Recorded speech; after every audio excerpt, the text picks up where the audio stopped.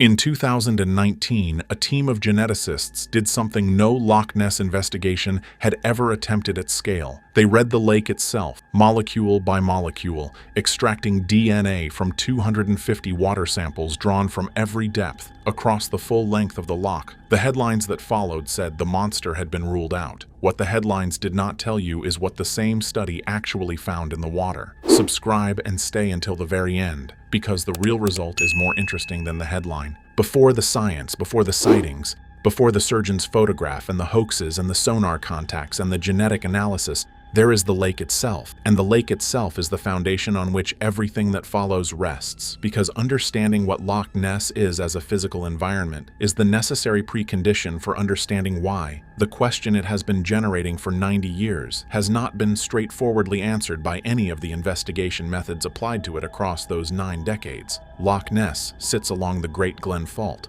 a fracture in the bedrock of the Scottish Highlands that runs diagonally across the country from the southwest coast to the northeast. The loch fills a deep, narrow trench carved out of that fault during the last ice age. It is approximately 37 kilometers long. Its width at the widest point is not quite 3 kilometers. Its mean depth is approximately 132 meters, and its maximum recorded depth is approximately 227 meters. Deeper than the BT Tower in London is tall. The volume of water it contains, roughly 7.5 cubic kilometers, exceeds the combined volume of every lake in England and Wales together. By volume, it is the largest body of fresh water in the British Isles. None of those dimensions are what makes Loch Ness exceptional as an investigation environment. What makes it exceptional is the water. The loch sits in a catchment basin filled with peat. The peat continuously releases dissolved organic material into the water, staining it a deep brown whose optical properties are not cosmetic. Underwater visibility in Loch Ness drops to less than 10 meters even in the clearest conditions. Below 10 meters, the water is functionally opaque, not dim, not murky in the way that disturbed sediment creates temporary visibility reduction, but structurally, permanently, and completely dark in a way that the physical chemistry of the water produces regardless of surface light conditions or time of day. You can stand on a boat at the center of the loch at noon on a clear summer day and not see your own anchor cable disappearing into the black. Whatever is moving below 10 meters in Loch Ness is not simply out of sight. It is, for any practical observational purpose, invisible. This is not a condition that investigation methodology has found a way to fully overcome in 90 years of trying. It is the physical reality that every investigation of this lake has been conducted against. The lake hides things, not because it is concealing a monster specifically, because its chemistry makes concealment the default state of everything below 10 meters all the time. That is the foundation. Everything else in this video rests on it. The earliest reference in the Loch Ness historical record dates to 565 AD, a passage in a biography of St. Columba describing an encounter with a water beast in the River Ness. The passage is in a hagiography written more than a century after Columba's death for the specific purpose of documenting his sainthood. It is full of medieval miracles and should be understood as such. Between the 7th century and the modern era, there are no significant documented sightings. The pre-modern record is a single folkloric incident separated from anything else by 13 centuries of silence. The modern phenomenon begins in 1933. A new road along the northern shore of the loch had recently been completed, bringing visitors and the attention that visitors bring with them. In May of that year, a hotel manager reported seeing a large creature in the water. The account was written up by a local correspondent who used the word monster. 2 months later, a London businessman and his wife reported a more dramatic encounter, a large creature crossing the road in front of their car. The story ran across the British press. By the end of 1933, the Loch Ness Monster was a fixture of newspaper coverage. What happened next did more damage to the credibility of the entire subsequent investigation than anything else in the record. The Daily Mail hired a big game hunter named Marmaduke Wetherell to lead an expedition. Within days, Wetherell announced he had found fresh tracks on the shore, large four-toed impressions he claimed had been left by an unidentified creature. The tracks were cast in plaster and sent to the British Museum. The museum's verdict was unambiguous. The tracks had been made with a stuffed hippopotamus foot of the kind sometimes used as an umbrella stand. Wetherell was publicly humiliated. Several months later, the most famous Loch Ness photograph of the 20th century was published. The so-called surgeon's photograph showed a long, slender neck rising from the water. For 60 years, it was the single most reproduced piece of Loch Ness evidence. It was a hoax. In 1993, Wetherell's stepson made a deathbed confession that was published the following year. The photograph had been staged by Wetherell using a toy submarine fitted with a sculpted head, an act of revenge for his earlier humiliation. A credible front had been brought in to attach a respectable name to the fabrication. The hoax had run for 6 decades. The credibility problem this created for every subsequent serious investigation of the loch is one the field has never fully escaped. The surgeon's photograph and the hippopotamus footprint cast are the evidence that the Loch Ness story is most commonly told through. The frauds whose exposure is treated as the complete story of what the investigation has produced. The complete record contains other things whose character is different from manufactured evidence, and whose dismissal alongside the hoaxes reflects the coverage's preference for the simpler narrative of a mystery comprehensively debunked over the more complicated narrative of a mystery whose fraudulent elements have been stripped away and whose residual legitimate evidence has not been fully resolved. In April 1960, an aeronautical engineer named Tim Dinsdale was filming the loch when he captured 16mm footage of an object moving across the surface. Dinsdale was not a known hoaxer. His professional credentials were solid, and his account of the filming circumstances was specific and consistent. The film was analyzed in 1965 by the Joint Air Reconnaissance Intelligence Center, the unit of the British Royal Air Force, whose professional function was the interpretation of aerial photography and whose analytical expertise was the most technically relevant available for the assessment of film footage of a moving object in a body of water. Jarrick's conclusion was that the object in Dinsdale's film was probably animate, not a wave, not a boat, not a known optical illusion, but a living thing moving in the water of some size. Between 1962 and 1972, an organization called the Loch Ness Investigation Bureau ran a coordinated long-term observation program from posts along the shore. The Bureau recorded numerous sightings without producing a conclusive species identification. In the 1970s, an American inventor named Robert Rines led 2 underwater photographic expeditions that produced images that received significant attention before closer examination of the original unprocessed frames established that the published versions had been heavily retouched. In honest retrospect, the Rines photographs joined the surgeon's photograph in the file of evidence that turned out on closer inspection to be something other than what its presentation had implied. And then in 1987, Operation Deep Scan deployed 24 sonar-equipped boats in a coordinated line across the full width of the loch, moving slowly down its length and formation with almost no acoustic dead space in the covered volume. The operation recorded 3 sonar contacts at mid-water depth that were larger than any known fish species in the loch could account for. The contacts were not surface vegetation. They were not bottom features. They were moving through the deep water. They did not prove a monster. They did not produce a visual sighting or a tissue sample or a clear image, but they were recorded by trained personnel under controlled conditions on calibrated instruments, and they have never been resolved. Adrian Shine has been the most serious and the most rigorous investigator of Loch Ness since 1973. He is not a monster hunter in the popular sense. He is a naturalist and project leader whose sustained engagement with the loch's biology, geology, and hydrodynamics has produced the most comprehensive existing scientific characterization of the system. He does not believe in the Loch Ness monster in the way the popular imagination pictures it. What he has spent decades doing is the harder and more useful work of understanding what the loch is and what it actually produces, and why it produces sightings at the frequency and with the specific character it does regardless of what is or is not in the water. The framework Shine developed for understanding the majority of Loch Ness sightings is the wake hypothesis, and it is the explanation that the mainstream scientific community has broadly accepted as the correct account of most of the documented encounters. The loch's unusual shape, long, narrow, very deep, surrounded by steep walls, produces surface phenomena that a body of water with different physical characteristics would not generate. Standing waves persist longer than they would in a normal lake. Boat wakes travel further and maintain their surface presence for unusual amounts of time. Mats of floating vegetation detached from the shore and carried by currents can produce the appearance of moving objects at distances that make their botanical origin non-obvious. Gray and harbor seals have been documented entering the loch through the River Ness on multiple occasions. Combined, These phenomena produce visual events that an observer unfamiliar with the loch's specific hydrodynamics would reasonably interpret as a large, unknown creature. Shine's hypothesis is, by general scientific consensus, the correct explanation for the majority of documented sightings, and it is not contested as sufficient for most cases. What it does not fully account for, what Shine himself has acknowledged without resolving, is every case in the record. The question his work raises rather than settles is whether the wake hypothesis and the other conventional explanations cover all of the sightings, or whether a residual population of genuinely unexplained encounters exists within the record that the conventional explanations do not accommodate. It was that question,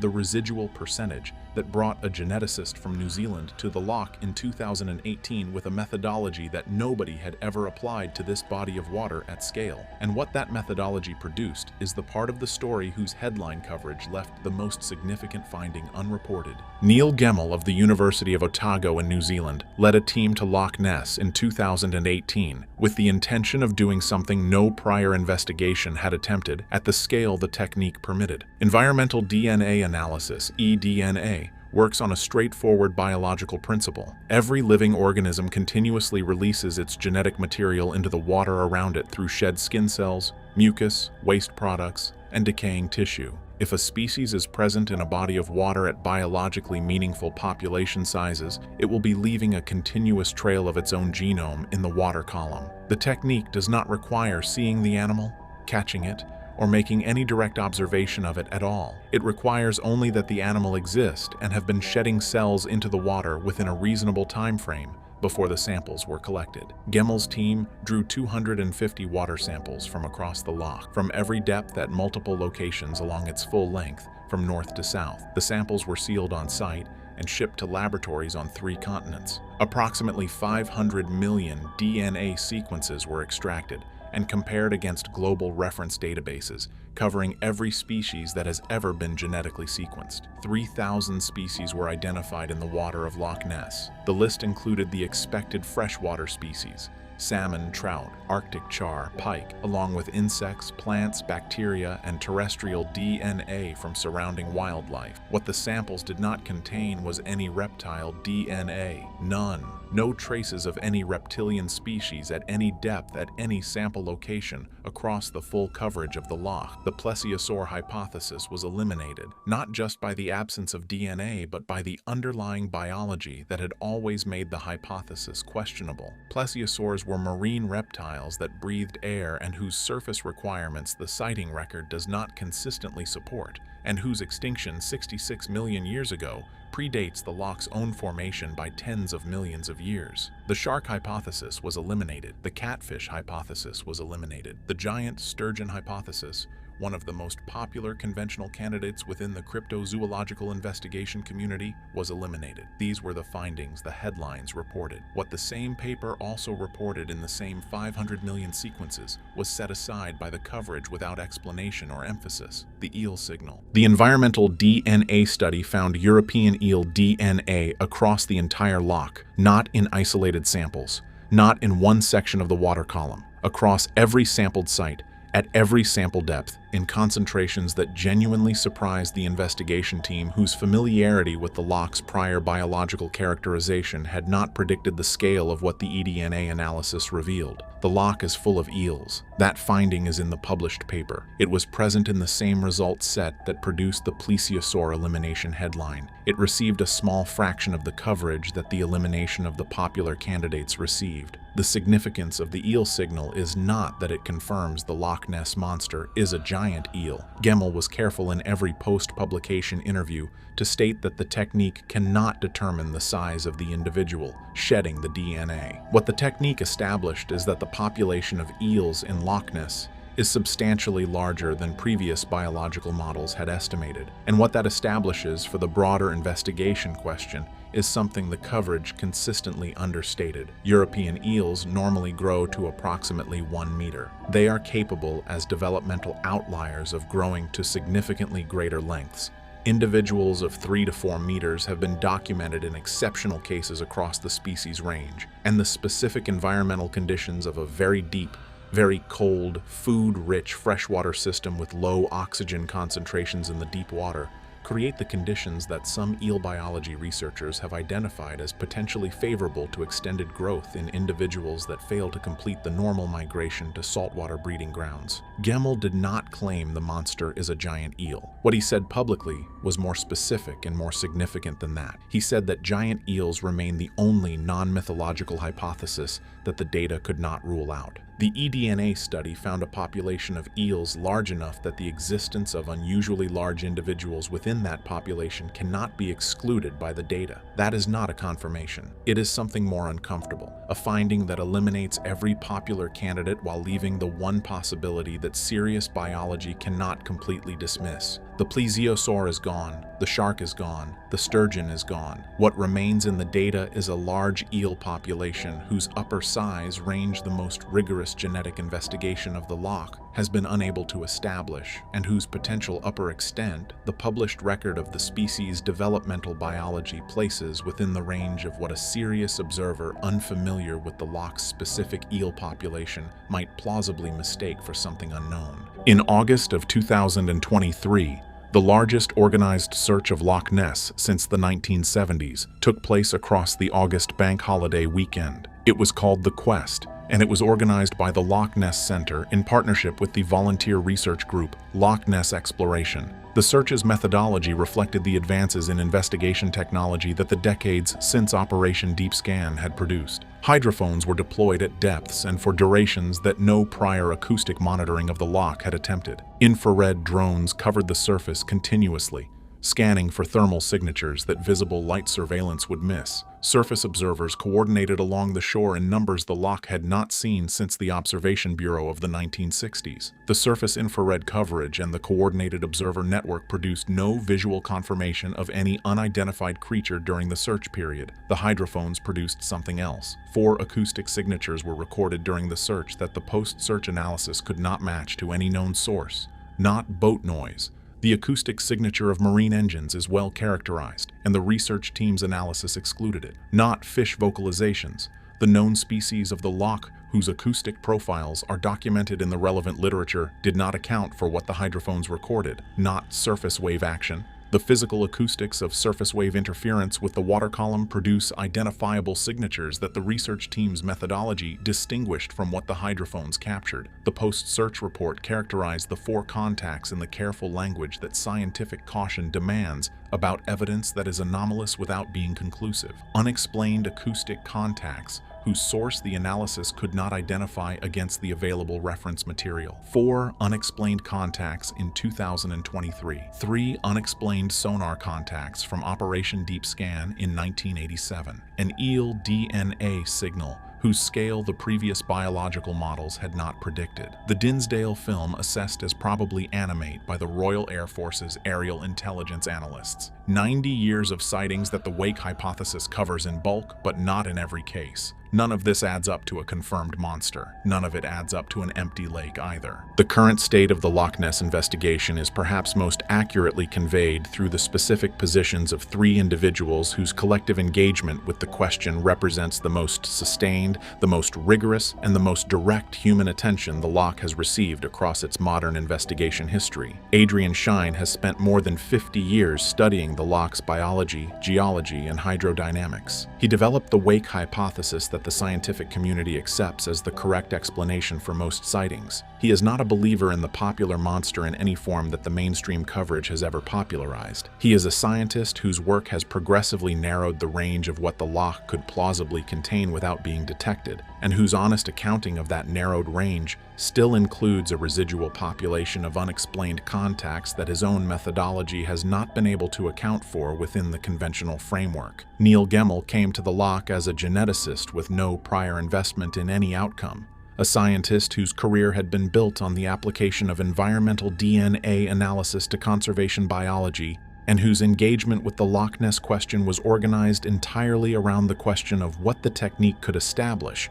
rather than around any prior belief about what the answer would be. What his study produced was the elimination of every popular candidate and the identification of a single residual hypothesis that the data could not exclude. He has been careful in every subsequent public communication to acknowledge both what the study established and what it left open, And what it left open is the giant eel possibility whose biological plausibility is supported by the population size the study revealed and whose upper size range the study's methodology cannot determine. Steve Feltham has held the Guinness World Record for the longest continuous Loch Ness monster vigil. He has lived on the shore since 1991 in a converted mobile library and has watched the loch personally for more than 3 decades. His position after 34 years of direct, daily, sustained observation of the water is that he has seen things he cannot explain, but that he no longer expects to find a plesiosaur. What he is watching for increasingly is whatever the eel DNA signal might actually mean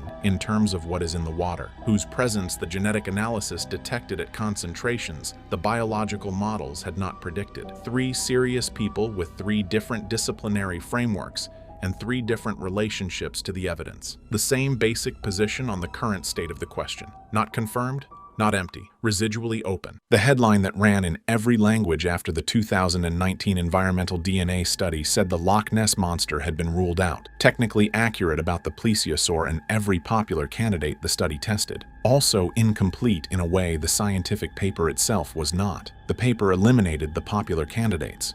It did not eliminate the question. The plesiosaur is gone. The shark is gone. The catfish and the sturgeon are gone. Every candidate the popular imagination attached to the mystery has been eliminated by the genetic evidence and the biological constraints the loch's physical character imposes. What is not gone is the residue. 3 unexplained sonar contacts from 1987 recorded under controlled conditions on calibrated instruments by trained personnel. 4 unexplained acoustic contacts from 2023 that the hydrophone analysis could not match to any known source. An eel DNA signal whose scale surprised the investigators and whose upper size implications the technique cannot determine. 90 years of sightings that the wake hypothesis covers in bulk but not entirely. And a lake whose chemistry makes whatever moves below 10 meters structurally and permanently invisible. The real answer the science has delivered is not the simple resolution the headlines promised. It is the elimination of what cannot be there combined with the inability to fully characterize what the instruments keep detecting. The mystery is not what it was. The question that remains is smaller, more biological, and more scientifically tractable, still technically open, and more worth taking seriously precisely because the science that eliminated the fantasy left the residue intact.